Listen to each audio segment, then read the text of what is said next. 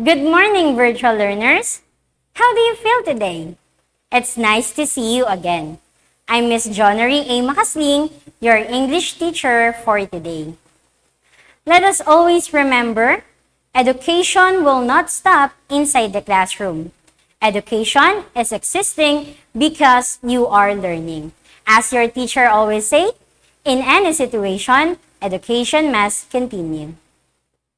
And for our today's lesson, we will learn in another dimension. This kind of world is different from us. Welcome to the Upside Down World. Here, we're going to learn the following learning competency. Composing inverted sentences with correct subject and verb agreement. Are you ready to start your adventure? Welcome everyone. To join us today, kindly enter your name on the comment box. Type the word present, your name, the name of your school in all capital letter, just like this. I will give you 1 minute to do this. Timer starts now.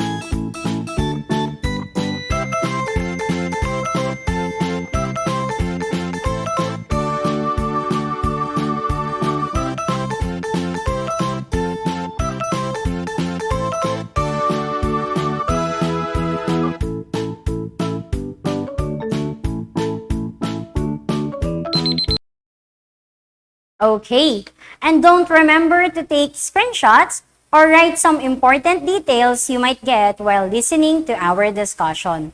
I will answer that later in question and answer portion. Remember to be polite and avoid unnecessary comments like sending stickers, emojis, and others. And please ready your pen and paper with you. If you're ready, click the heart button to begin. Okay, welcome to the Upside Down World, learners. As you can see, things are not placed in proper way. They are in inverted form. We need to do some tasks to accomplish the map. Let's start. Now, for our first challenge, let us do the hear, write, and read. I have here a set of sentences that you will be encountered later. I will say the sentence twice, try to write it on your paper, and read it with me after. Okay, the first sentence, down the street lives the beggar. Down the street lives the beggar. Okay. The correct sentence is, down the street lives the beggar. Okay, if you got it right, good job, learners. Next sentence. In a bottle is a beautiful flower. In a bottle is a beautiful flower.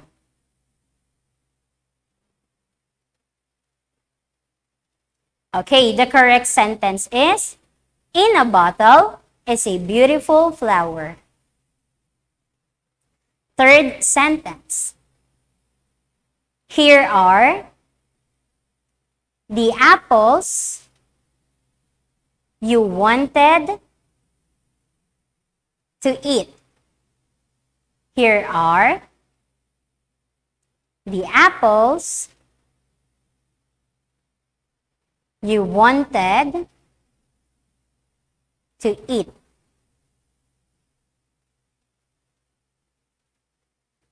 Okay, the correct sentence is, here are the apples you wanted to eat. Okay, let's move on to the fourth sentence. Under the tree stands a tall man. Under the tree stands a tall man.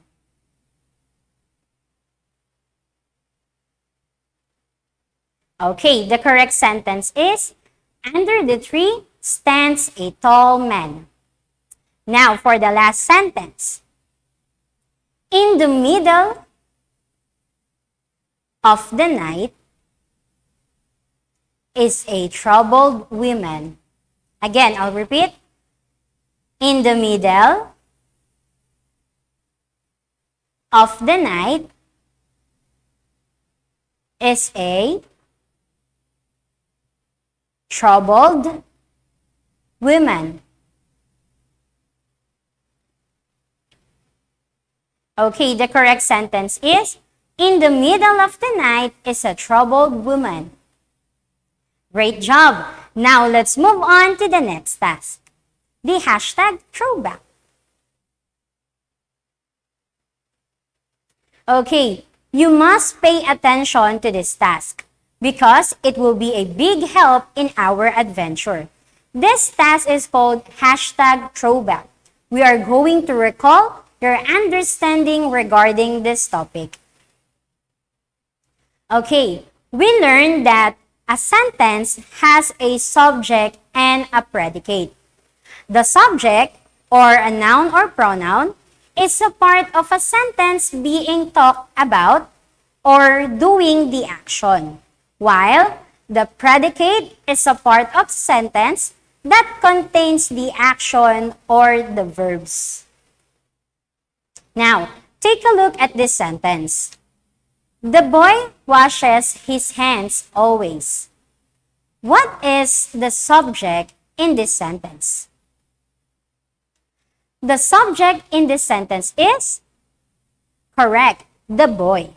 Now, what is the verb? The verb in this sentence is washes. Okay, next sentence. The students attend their online class regularly. The subject is students, and the verb is attend. We notice that in most sentences, the subject comes first and followed by the verb. Okay, a verb must agree with its subject in number and in person. For example, a subject in singular form must have a singular verb, and a subject in plural form must have a plural verb. Now let's move on to the next task. Okay, our next task is try your skill. In this task, we are going to identify the subject and the verb in the following sentences. Let us first try to identify the verb in each sentence. You can choose your answer here on the Facebook poll. You will see this one. Okay? Just click the correct answers. Are you ready? Let's start. Okay, I will give you 10 seconds on each number. Let's have number 1. Fred drives the car carefully. You got 10 seconds to do it.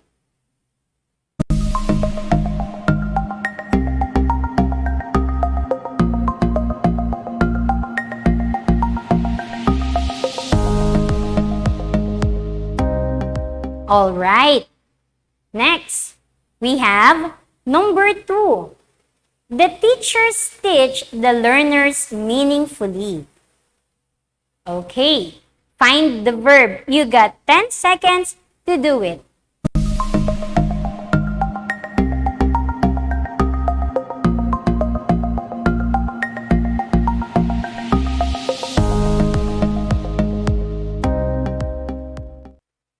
Alright, let's move on to number 3.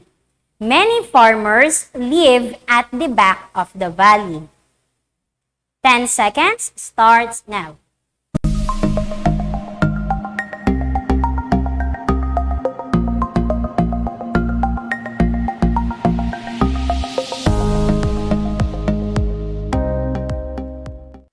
Okay, and now let's move on to number 4. Delicious snack comes with cold drink. 10 seconds starts now.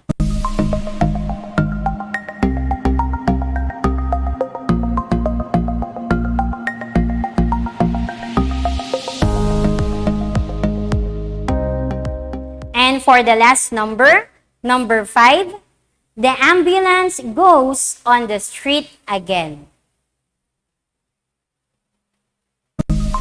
Ready? Go.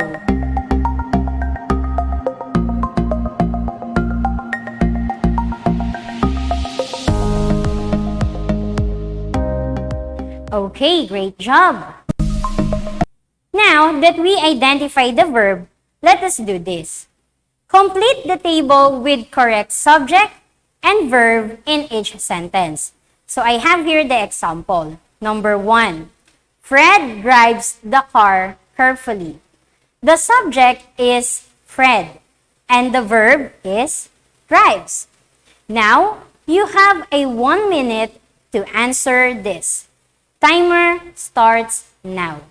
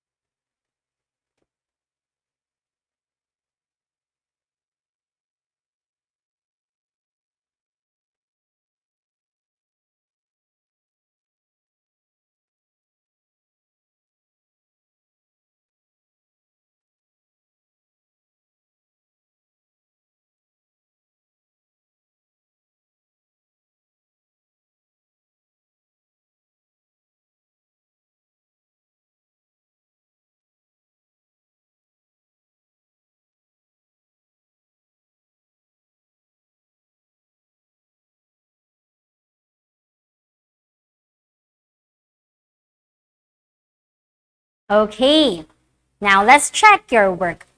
These are the answers. The subjects are Fred, teachers, farmers, snack, and ambulance. And these are the following. Verb, drives, teach, live, comes, and goes. Okay, great job, learners. Now, for our next task. Hashtag dig deeper. Okay, let us analyze the given sentences. Number 1, the children sat on the floor. In this sentence, the subject children comes first before the verb, sat. This is a natural order of a sentence. Now let's have the sentence number 2. On the floor sat the children. This sentence shows that the verb comes first before the subject children. This is an inverted order of a sentence. Since an inverted sentence is not the usual way that most people use in writing or speaking, locating the subject and the verb of the sentence can be difficult. Remember, inverted sentence has a subject that appears before the subject. For us to find the correct subject and verb in an inverted sentence, we need to replace it in normal order. The normal order shows that the subject is written before the verb. You can do this by asking what really is being talked about in a sentence, which will lead you to the subject. Once the subject is spotted, It is now easier to find the verb and check if it is agree with the subject. Take notice of the following sentences. Which of the two inverted sentences is correct? In her hand is 2 roses. In her hand are 2 roses. To know which one is correct, let's analyze it. Number 1, you need to read the sentence. In her hand is 2 roses. In her hand are 2 roses. Then, number 2, what is being talked about? Or what is the subject in the sentence? The subject in the sentence is 2 roses.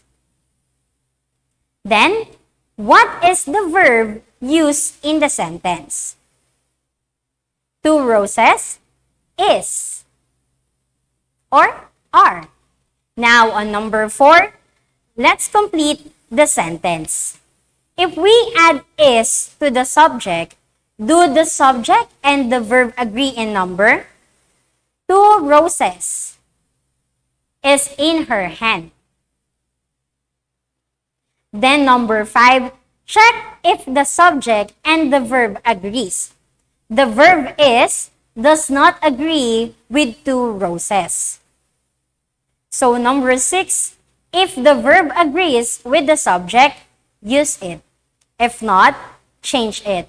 Since the verb is does not agree in the subject, let's use and change it to are. 2 roses are in her hand. And number 7, finally, convert it back to the inverted order. In her hand are 2 roses.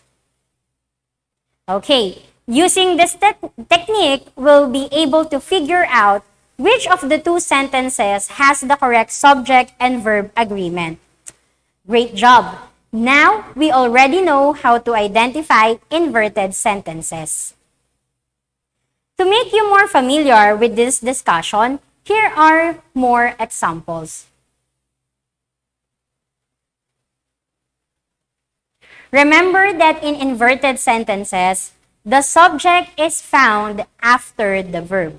These sentences may begin with the words here and there, or with the prepositional phrase such as at the back, in a corner, beside the store, and many others. We are now in the last task of our adventure.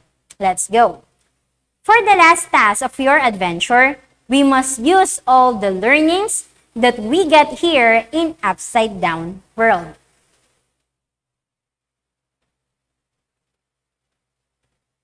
Are you ready to accept the challenge? Okay, directions. Copy the following sentences in your paper. These are the sentences we write earlier on hear, write, and read. When you are done, underline the subject and encircle the verb. So I have here 5 sentences, and I will be giving you 2 minutes to do it. Okay, your timer starts now.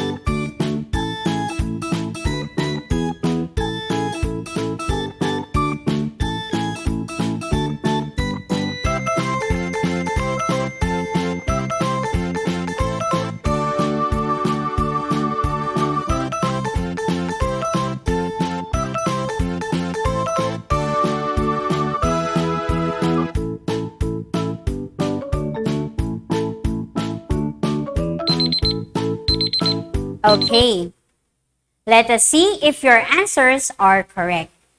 The subjects are the following: beggar, flower, apples, man, and women. Next, these are the verbs: lives, is, eat, stands, is. Well done, everyone. We are able to complete the adventure. Do you have any questions or clarifications about the topic today? I will give you 1 minute to type your questions in the comment box.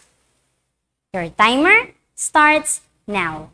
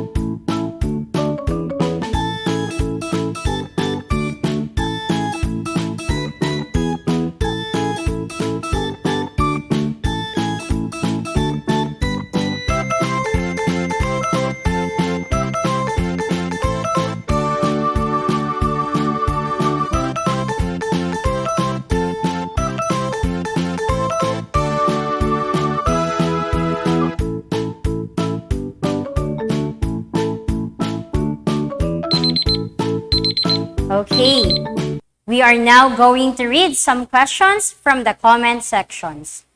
Let's start with the first one. How do you identify the subject and verb in a sentence? Okay, the subject is usually a noun, a person, a place, or a thing. The predicate is usually a phrase that includes a verb. Next, how do we know that the sentence is inverted? If the verb or part of the verb comes before the subject, the sentence is in inverted order. And for the last question, how to make sentence an inverted sentence? Sentences in which the verb comes before the subjects are inverted. This is done to put more emphasis on the verb.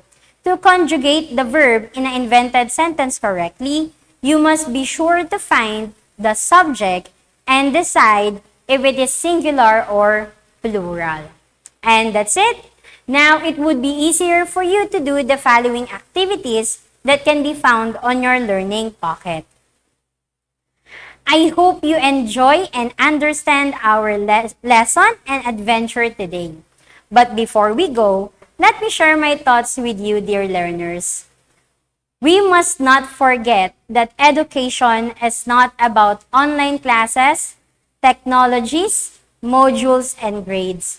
We must remember that education is about characters, morals, and values to live a meaningful and valuable life.